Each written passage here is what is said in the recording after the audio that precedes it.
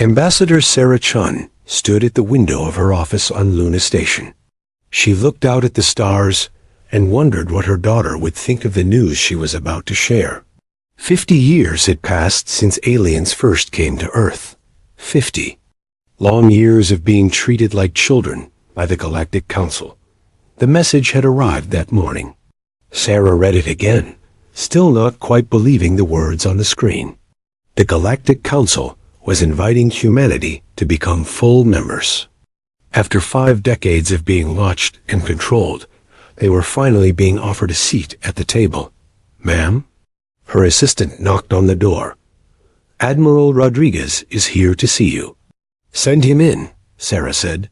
Admiral Marcus Rodriguez walked into the room with heavy steps.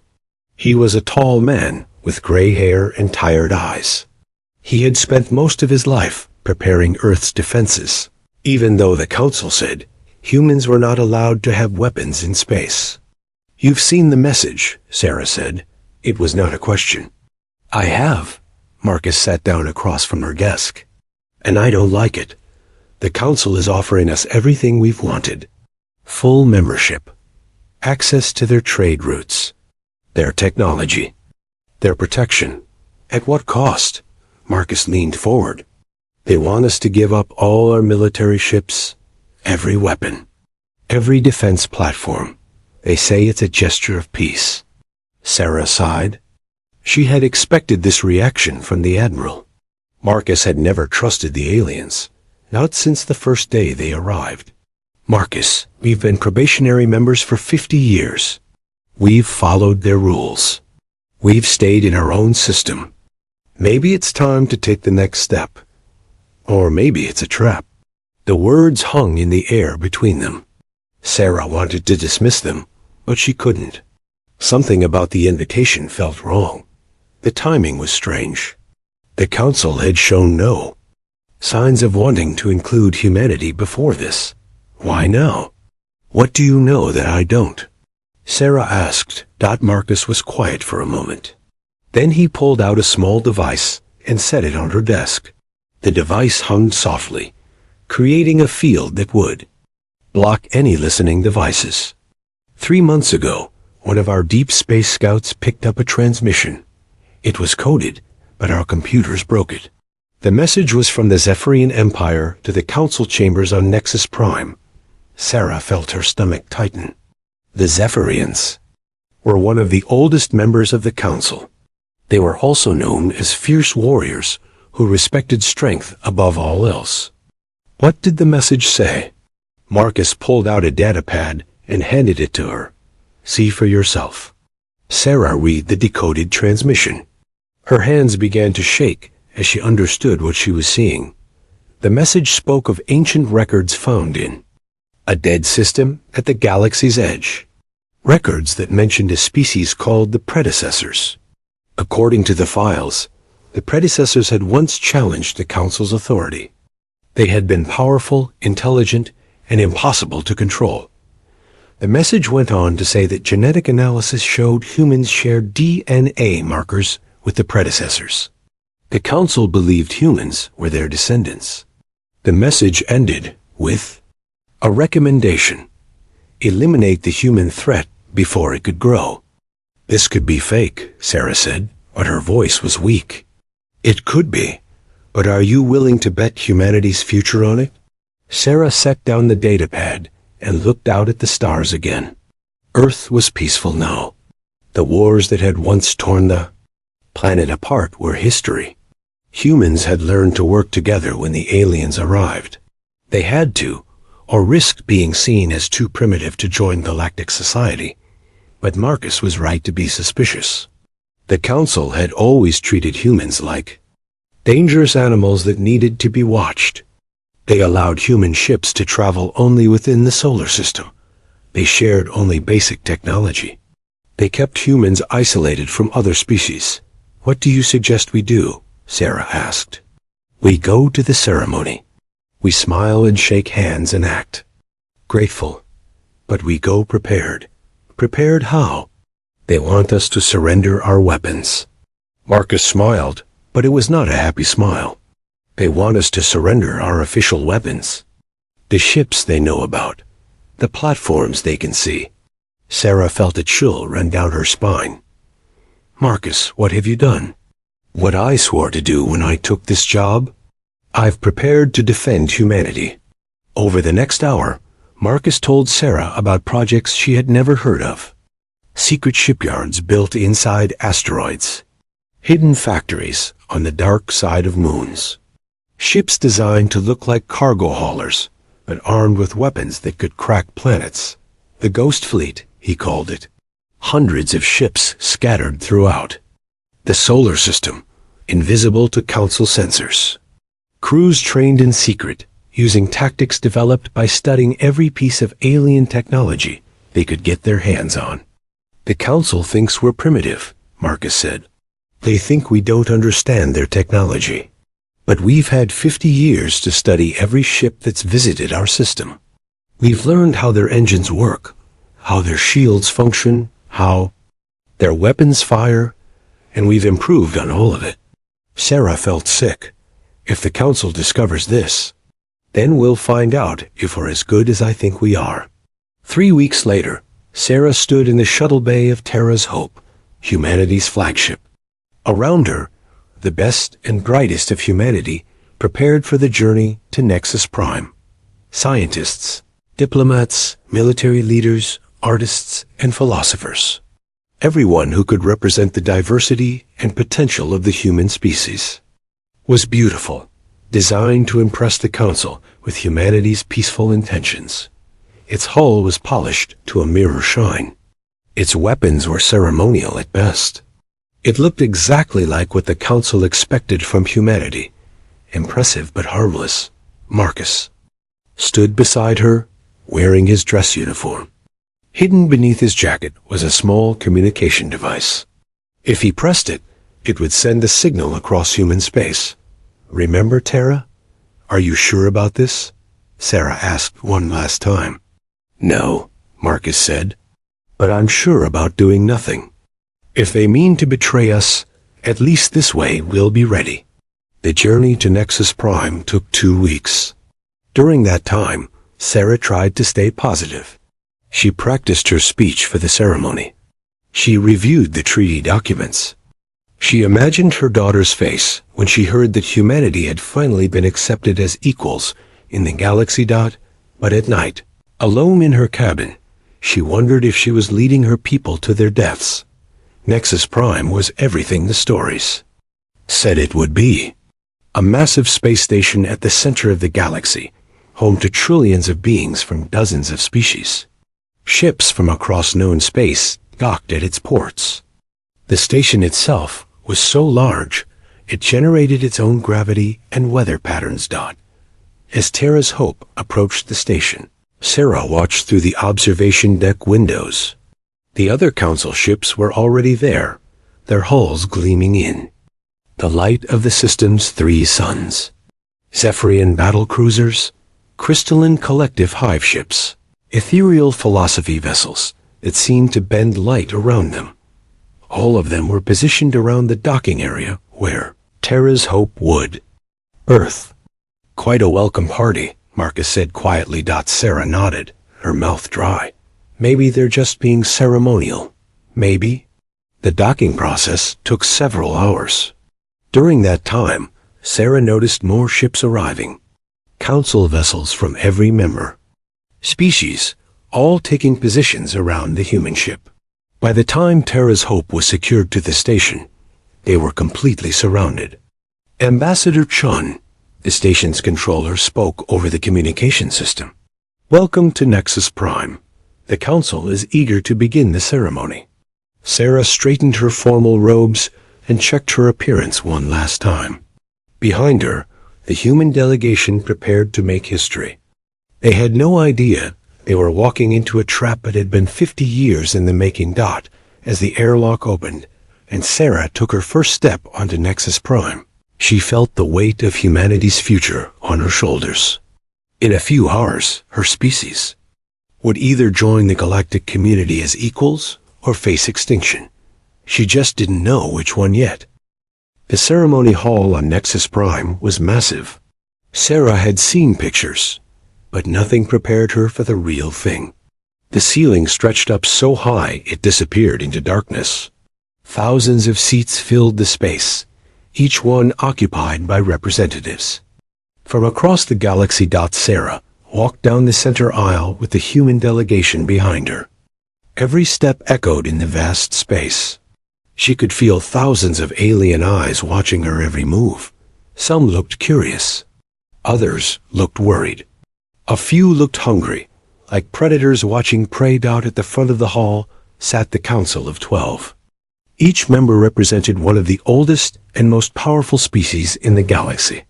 They sat on raised platforms that made them look down on everyone else. In the center was the treaty table, made from crystal that seemed to glow from within. Hi. Counselor Zethkar of the Zephyrian Empire stood up. He was tall and covered in what looked like golden scales. His voice was deep and carried easily through the hall.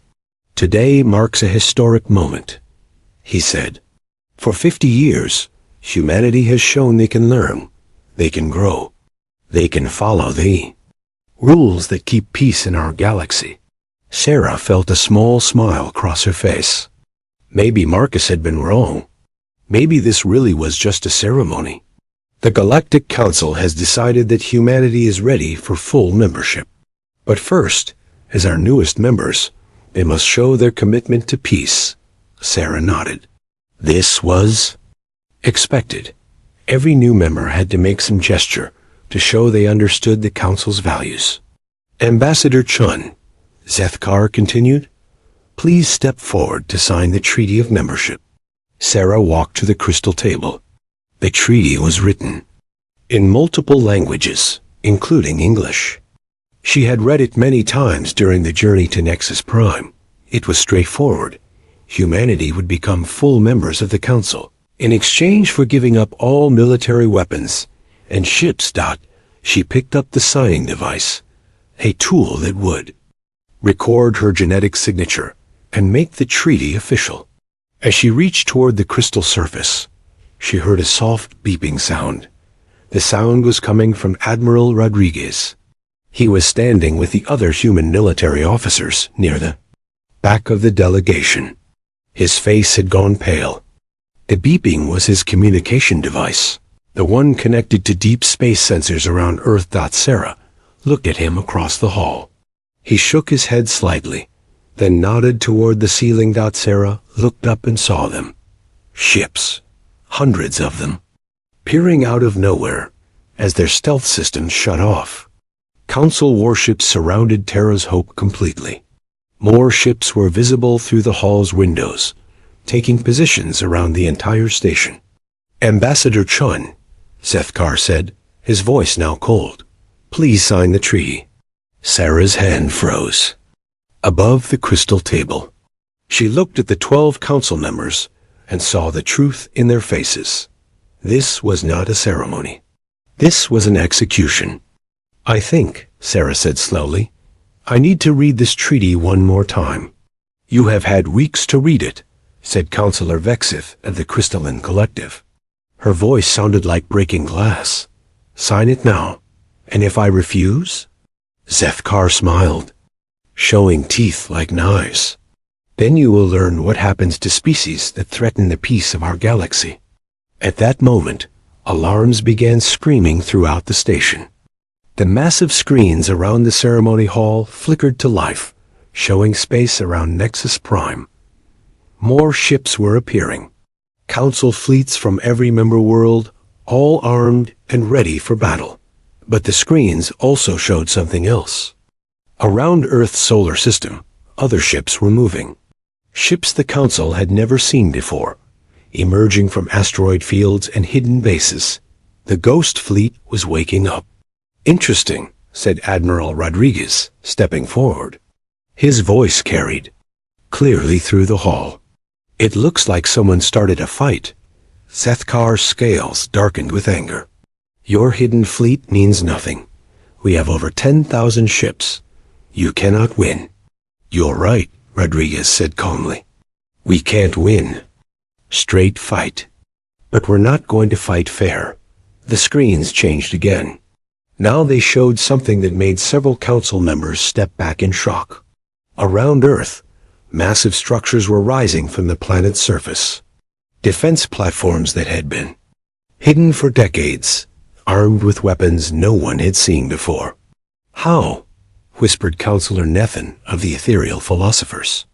Our sensors showed nothing. Your sensors see what we wanted them to see, Rodriguez replied. We've had 50 years to study your technology. 50 years to improve on it. 50 years to prepare for this moment. Sarah looked at the treaty again. Then at the council members who had planned to murder her and everyone she had brought with her. I have a different treaty to propose, she said. You are in no position to negotiate, Zethkar snarled. Really? Sarah pressed a button on her communication device. Admiral, please show them position. The screens changed once more. This time they showed the space around Nexus Prime itself. Hidden among the thousands of civilian ships docked at the station were human vessels. Ships that looked like cargo, haulers and passenger transports, but were actually armed warships. More than that, the screens showed human soldiers inside the station itself. They had come aboard disguised as diplomats, scientists, and cultural attachers. Now they were taking control of critical systems throughout Nexus Prime. How many? Vexif asked, her crystalline form beginning to crack with stress. Enough, Rodriguez said simply. Sarah walked away from the crystal table and faced the Council of 12. Here's my treaty, she said. You will stand down your fleets. You will return to your home worlds. And you will never threaten humanity again. Impossible, Zethkar roared. We are the Council. We have ruled this galaxy for 1,000 years. And in all that time, Sarah said, her voice growing stronger, you've never fought a species that spent 50 years preparing to kill you. The first explosions came from space around the station. The screens showed Council ships firing on Terras. Hope, but their weapons were hitting shields that shouldn't exist. Human technology had advanced far beyond what the Council thought possible. Then the human ships hidden among the civilian vessels revealed themselves. They didn't just fire back at the Council fleet. They targeted specific systems, crippling ships without destroying them. They wanted prisoners, not just victories. This is impossible, Nathan said, his telepathic abilities useless against human minds that had been trained to resist mental intrusion. You are a young species. You should not have this knowledge. We're young, Rodriguez agreed. But we learn fast, and we learn from the best teachers. Sarah smiled as she watched the council members begin to panic. You see, when you keep a species isolated for 50 years, they have a lot of time to think, a lot of time to plan, a lot of time to prepare for the day their teachers tried to kill them. More explosions rocked the station. The Council fleet was discovering that human ships didn't fight like anything they had encountered before. They used tactics that seemed insane, taking risks that no rational species would take. But the tactics worked.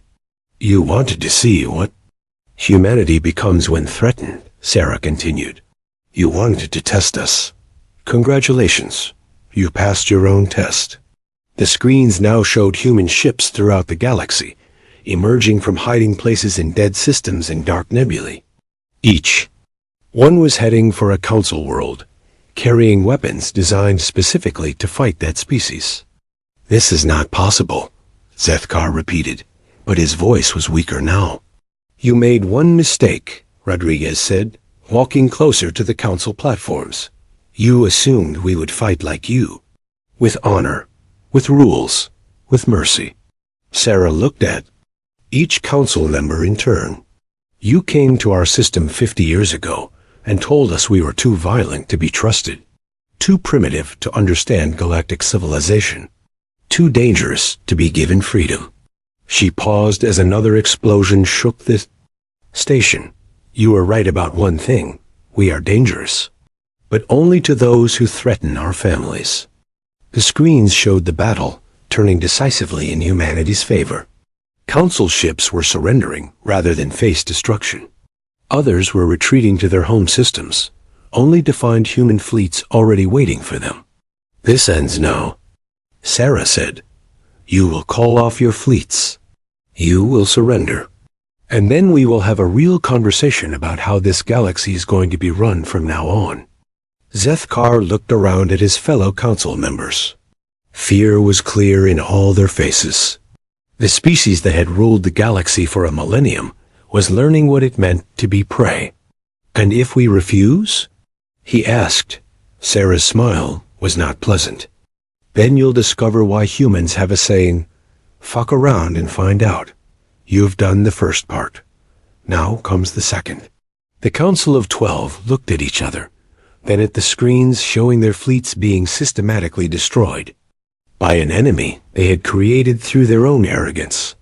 For the first time in 1,000 years, the Galactic Council was afraid. Captain Elena Vasquez stood on the bridge of the human warship Retribution. Around her, screens showed the battle for Nexus Prime from space. She watched council ships trying to escape, but her fleet was ready for them. "Captain, her communications," officer called out. "We're getting surrender signals from 12 Zephyrian ships." "Ignore them," Elena said coldly. "They fired first. They wanted a war. Now they get to see what human war looks like." Elena had lost her brother in the first wave of council attacks on the outer colonies. The aliens had targeted civilian settlements, killing families while they slept. They called it a strategic strike. Elena called it murder. The Retribution moved through space like a hunting animal. It didn't look like the council ships with there. Smooth curves and shining hulls. Human warships were built for one purpose: to kill efficiently. They were covered in weapon ports and sensor arrays. They looked dangerous because they were dangerous. "Target the Zephyrian command ship," Elena ordered. "Full weapons." "Ma'am, they're trying to surrender," her weapons officer said. "Did they accept surrender when they bombed New Mumbai?" Elena asked. "Did they show mercy when they killed our children?" The weapons officer understood. He had family on New Mumbai too. Weapons locked on target. "Fire," the Retribution's main. Guns spoke with the voice of human anger. The energy beams cut through the Zephyrian ship's shields like they weren't there. The proud warship that had terrorized a dozen species broke apart in seconds. Other human ships were doing the same throughout the system. They didn't fight like the Council expected. Council warfare had rules. You targeted military ships first. You avoided civilian areas. You offered quarter to defeated enemies. Humans had no such rules. "Captain," her sensor officer reported, "crystalline collective ships are trying to form a hive mind battle formation." Elena smiled. The crystalline collective fought by linking their ships together mentally. It made them coordinate perfectly, but it also made them predictable. Human military scientists had spent years studying their tactics. "Signal the stealth squadrons," Elena ordered. "Time to show them why hive minds are a weakness." Throughout the battle zone, human ships that had been invisible suddenly appeared inside the crystalline formation. They weren't there to fight ship-to-ship battles. They were there to broadcast a specific signal, one designed by human psychologists who had studied crystalline brain patterns. The signal was simple: pure chaos. Random thoughts and emotions that confused the crystalline hive-mind connection. Within minutes, the perfectly coordinated alien fleet became a scattered group of lost ships, unable to communicate with each other. "Elegant," Elena said, as she watched the crystalline ships drift helplessly. "Target them one by one. Make it quick." But the real surprise came when the ethereal philosopher ships tried to use their mental powers against human crews. The ethereals were proud of their telepathic abilities. They could read minds, plant thoughts, even control other species mentally. They tried to take control of human ship crews and found something they had never encountered before. "Captain," the ethereal ship commander's voice came over the communication system. "What have you done to your minds?" Elena laughed. "We learned from the best teachers, you." For 50 years, human scientists had studied every species in the Council. They learned how ethereal telepathy worked. More importantly, they learned how to block it. Every human in the fleet had undergone mental conditioning. Their minds were protected by techniques developed from studying captured ethereal technology. "Impossible," the ethereal commander said. "No species can resist our mental influence." "Wrong again," Elena replied. "Humans can resist anything when we're angry enough. And alien, we are very angry." The battle around Nexus Prime was just the beginning. Throughout human space, the Ghost Fleet was revealing its true strength. Ships emerged from hiding places that the Council had never suspected. Asteroid bases that looked like mining operations opened up to reveal massive weapons platforms.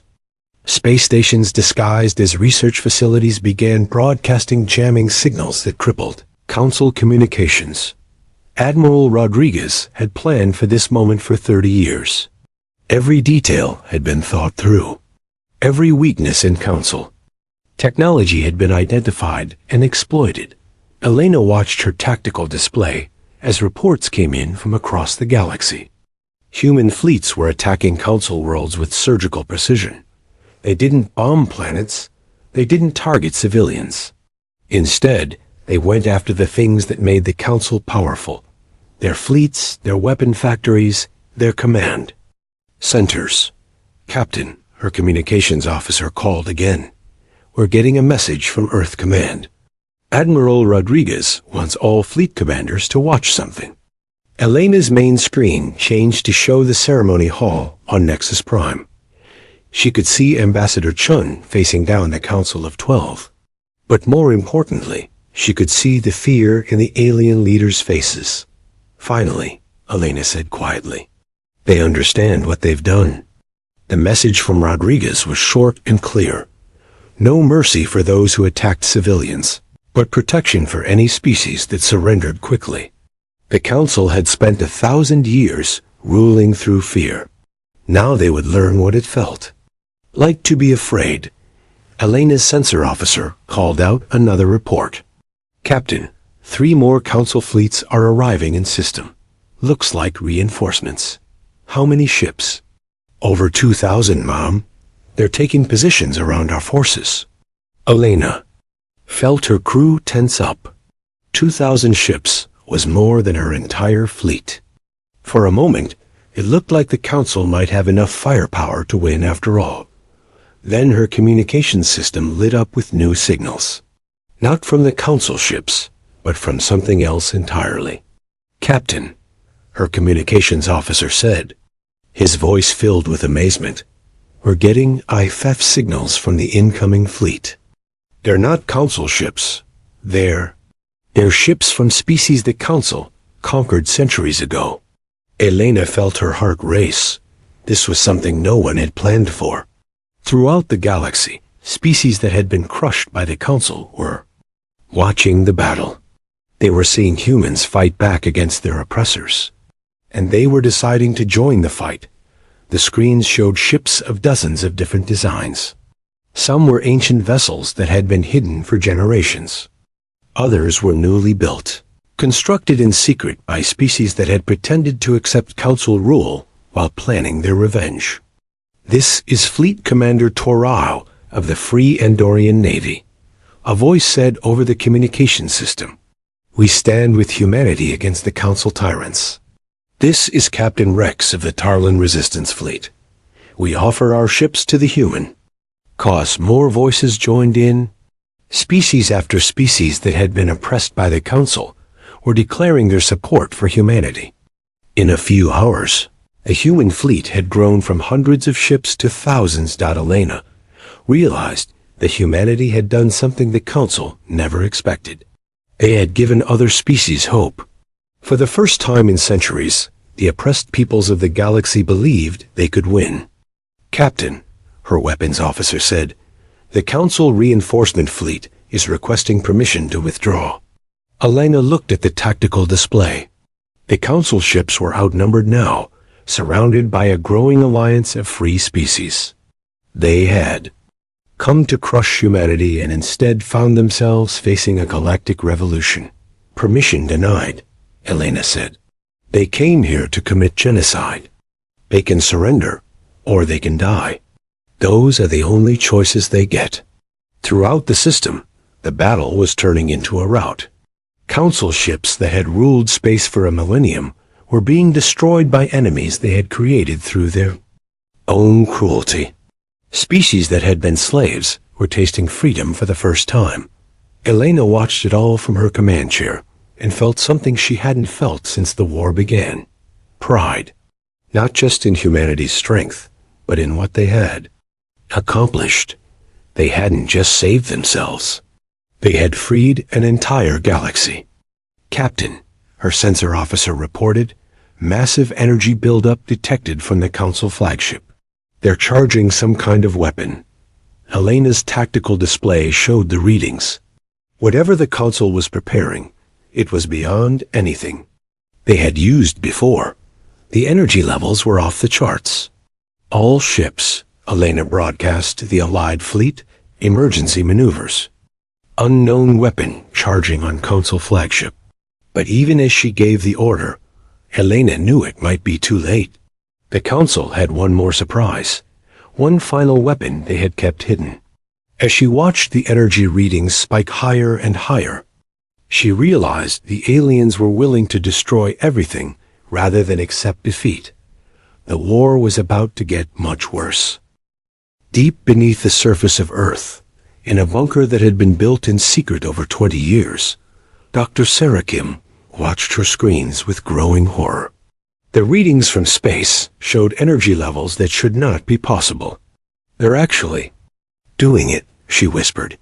"The madmen are actually using the Omega Protocol." Dr. Kim was humanity's leading expert on ancient alien technology. She had spent her career studying artifacts left behind by dead civilizations. Most of her colleagues thought she was wasting her time. But Admiral Rodriguez had believed in her work, and that belief was about to save humanity.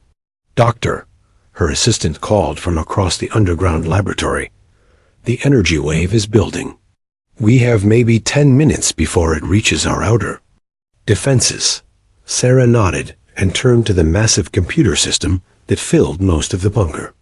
For 15 years, she and her team had been building something that should not exist.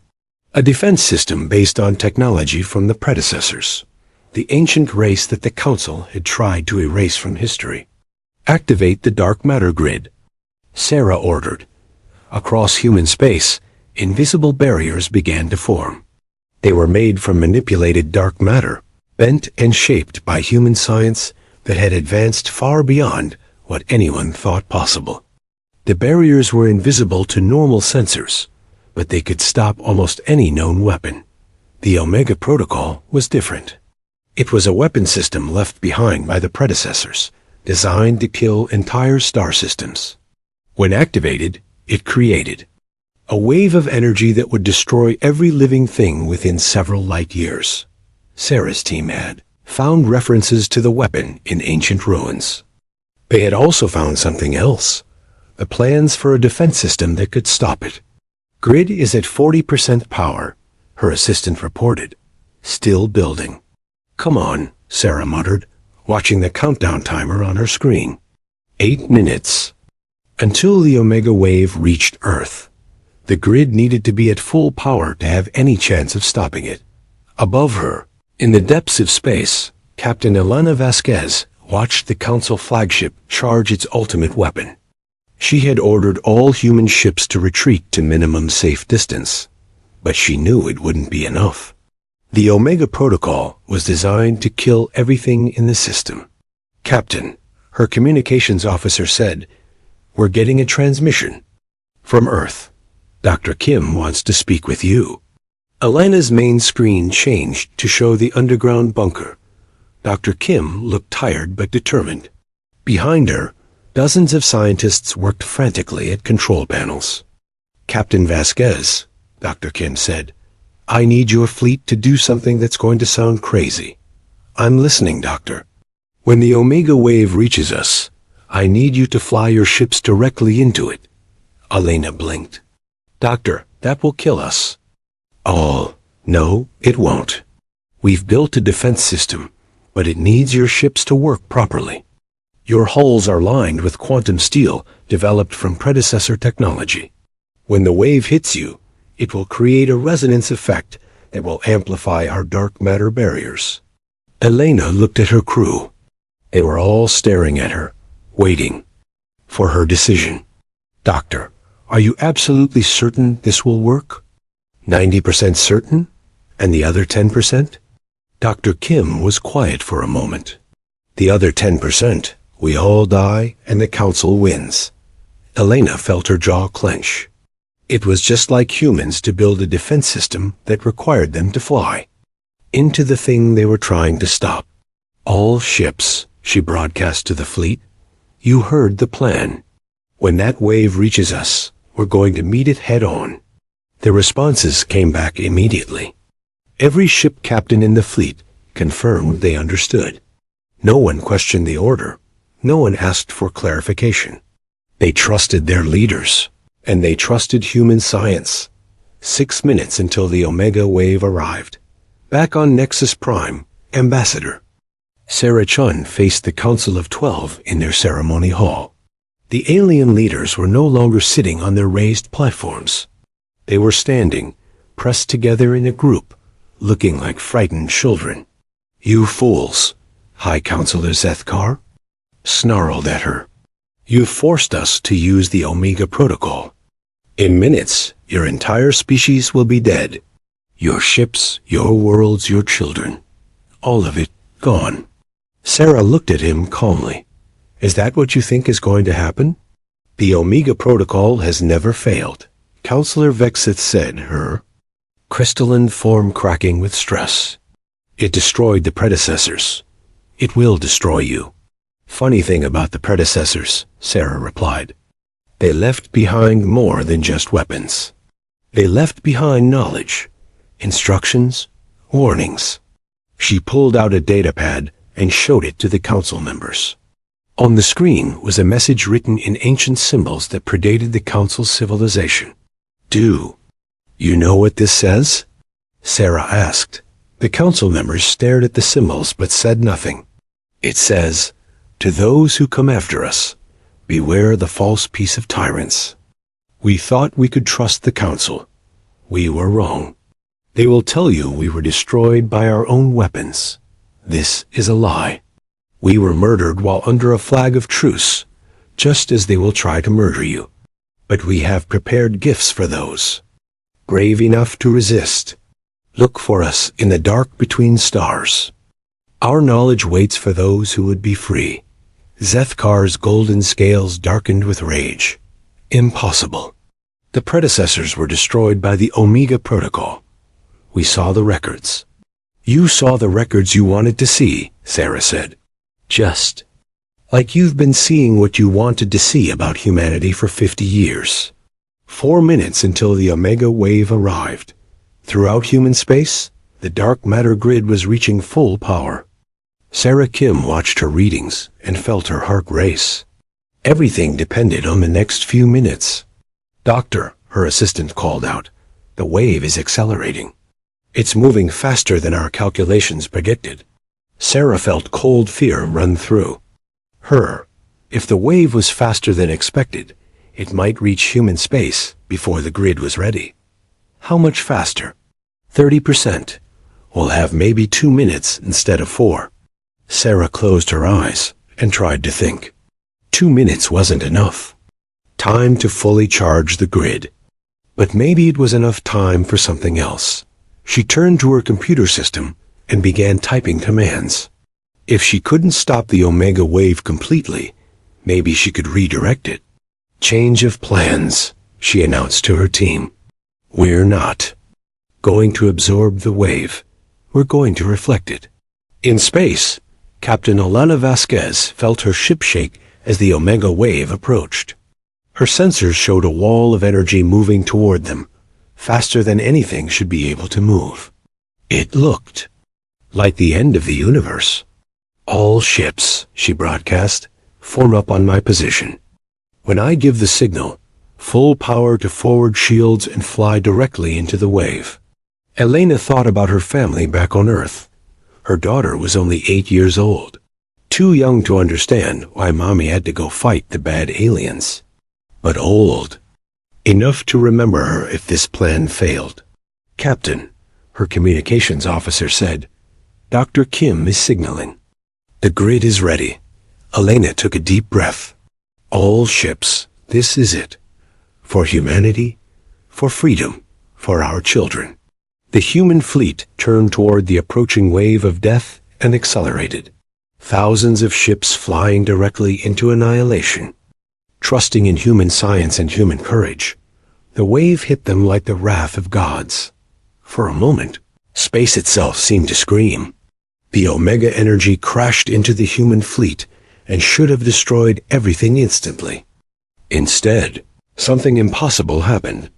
The quantum steel hulls of the human ships began to resonate with the wave's frequency. The resonance triggered the dark matter grid that Dr. Kim had built. And instead of destroying the human fleet, the Omega wave began to bend around them. Elena watched her instruments in amazement as the wave of death became a wave of protection. The energy that was meant to kill humanity was being absorbed and redirected by their own ships. "It's working," she whispered. Then louder, "It's working. All ships maintain formation. We're riding this thing home." The redirected Omega wave swept back across space toward its source. But now it carried something new, the collective will of a species that refused to die quietly. On Nexus Prime, the Council of 12 watched their ultimate weapon return to them with growing horror. "Impossible," High Counselor Zethkar whispered. "No species has ever survived the Omega Protocol." Ambassador Sarah Chun smiled at him. "No species has ever been stupid enough to fly directly into it either. But then, you've always said humans are different." The reflected wave struck the Council flagship and spread outward to engulf the entire Council fleet. But it didn't destroy them. Instead, it shut down their weapons, their engines, their shields. Every ship in the Council Armada was left floating helplessly in space. That Sarah looked at the 12 alien leaders who had ruled the galaxy through fear and violence. "The predecessors left us more than just defensive technology," she said. "They left us the knowledge of who you really are, what you've done, and how to stop you." The Council of 12, masters of the galaxy for 1,000 years, looked at each other and realized their reign was over. The last phase of the war was about to begin. 3 months after the battle at Nexus Prime, Ambassador Sarah Chun stood in a very different kind of ceremony hall. This one was on Earth, built in the ruins of the old United Nations building. Instead of 12 alien masters looking down from high platforms, hundreds of species sat together as equals. The trials had taken weeks. Using evidence found in hidden Council archives, humanity had presented proof of crimes that stretched back centuries. The Council had not just oppressed other species.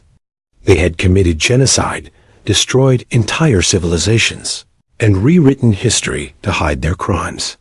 Sarah looked at the 12 defendants sitting in simple chairs at the center of the hall. High Counselor Zethkar no longer wore his golden ceremonial armor. Counselor Vexith's crystalline form had dulled with defeat. All of them looked small and ordinary without their power. "The evidence is clear," Sarah announced to the assembly. "For 1,000 years, the Galactic Council ruled not through wisdom or justice, but through fear and violence. They destroyed any species that showed independence. They poisoned worlds that refused to submit. They even murdered the predecessors while pretending to negotiate peace." She paused and looked at each of the former council members.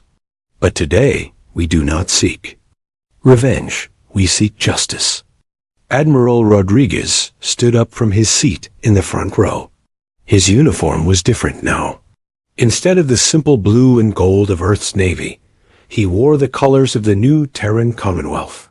Dozens of species had asked to join humanity's alliance, seeking protection from the chaos that followed the Council's fall. The defendants will be given the chance to face the families of those they killed, Rodriguez announced. They will work to repair the damage they have caused, and they will live with the knowledge that their empire of fear is over. Sarah nodded. Death would have been easier for the former council members. Living with their guilt would be harder. But the real ceremony wasn't about punishing the past. It was about building the future. I call forward Captain Elena Vasquez, Sarah announced. Elena walked to the center of the hall, wearing a new uniform. She was no longer just a ship captain.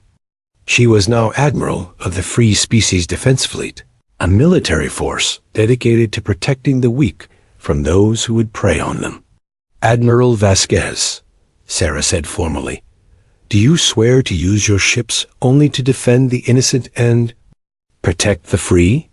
I do, Elena replied, her voice carrying clearly through the hall.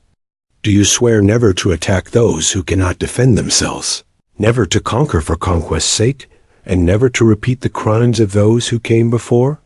I do, Sarah smiled.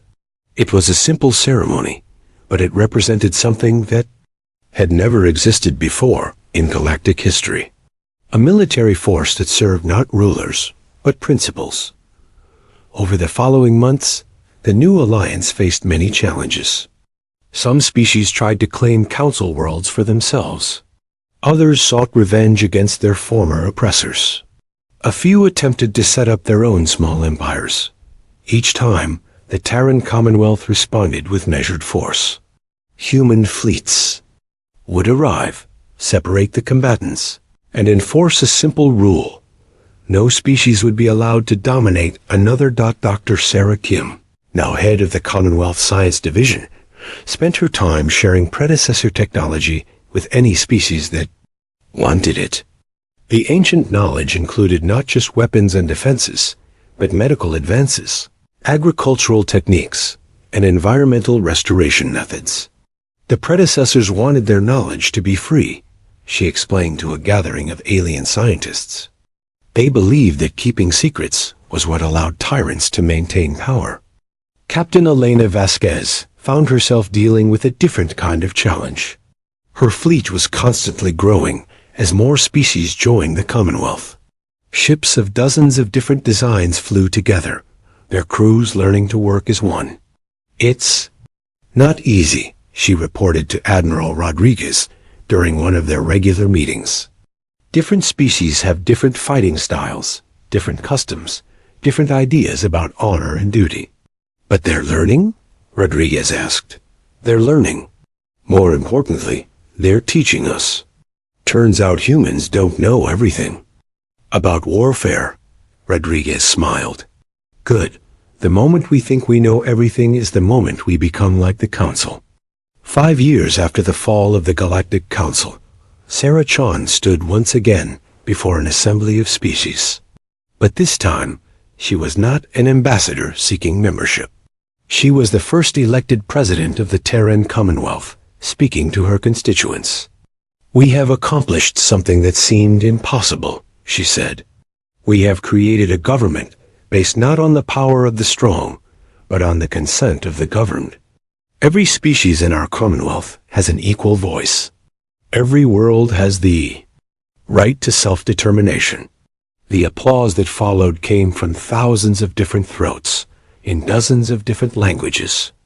But the message was the same: gratitude for a freedom they had never known before. Sarah looked out at the assembly and thought about her daughter, now grown and serving as a diplomat to newly contacted species. A galaxy was still dangerous. There were always those who sought power over others. But for the first time in centuries, the innocent had protectors. The predecessors left us a message, Sarah continued. They said that freedom was not something that could be given or taken, A way. It was something that had to be defended every day by those who believed in it. She paused and looked directly at the camera that was broadcasting her speech to worlds across the galaxy. To any species that might be listening, any people who are still under the boot of tyrants, know this: you are not alone. The Commonwealth stands ready to help those who want to be free. But we will not conquer you to liberate you. Freedom must be chosen, not imposed. Across the galaxy, on worlds that had been isolated for centuries, people heard her words and began to hope. In the ruins of the old council chambers on Nexus Prime, now converted into a museum, a simple plaque told the story of humanity's rise. It was written in hundreds of languages, so that any species could understand its message. Here ended the reign of those who ruled through fear. Here began the age of those who served through love. Remember this day, and remember its lesson. They, strong, exist to protect the weak, not to prey upon them. At the bottom of the plaque, in smaller text, was a quote from Ambassador Sarachun's first speech as president. They wanted to see what humanity becomes when threatened. They learned. But what they never understood is what humanity becomes when we're free to protect others. That's who we really are. That's who we've always been.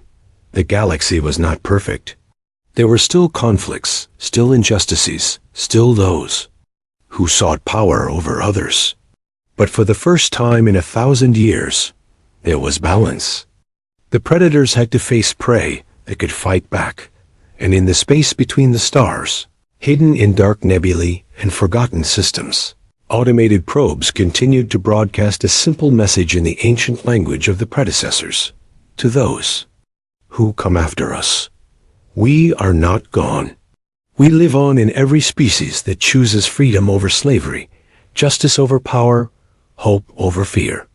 The Council told you we were destroyed by our own weapons. This was a lie. We were murdered by tyrants who feared what we represented. But our children have returned. Our knowledge lives on. And the galaxy is free. The message repeated endlessly, waiting for any species that might need to hear it. Because freedom, once won, must always be defended. And there would always be those willing to defend it. Humanity had awakened to find their place in the galaxy, not as conquerors or rulers, but as guardians. They had learned the hardest lesson of all. True strength comes not from the ability to destroy your enemies, but from the willingness to protect your friends. The Galactic Council had tried to awaken humanity's capacity for violence. Instead, they had awakened something far more dangerous to tyrants everywhere: humanity's capacity for justice. And the galaxy would never be the same.